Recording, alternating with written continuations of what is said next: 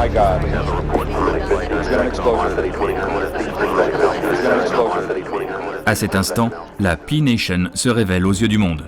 Quelques minutes avant le tir, un sous-marin non identifié a émergé au large de Kourou.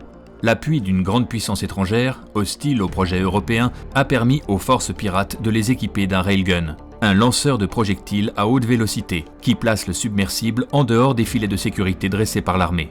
Une technologie qui était jusqu'alors inaccessible à la P-Nation. Une invasion s'ensuit, préparée avec soin par des commandos low-tech.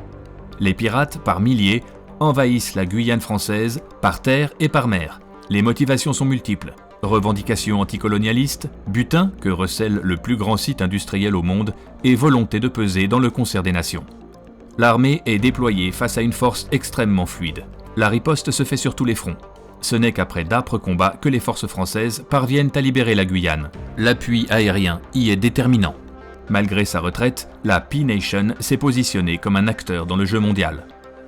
La période 2040-2050 est marquée par la croissance de la P-Nation, lieu d'exil démographique qui arrange les pays des deux côtés de l'Atlantique. Ils l'utilisent à l'occasion pour s'attaquer par force interposée.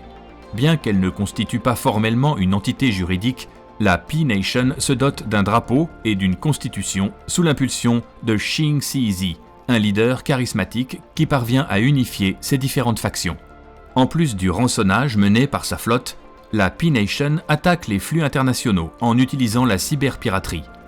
Cependant, bien que le développement des technologies marines permette la survie de la P-Nation, elle demeure dépendante des richesses de la terre ferme.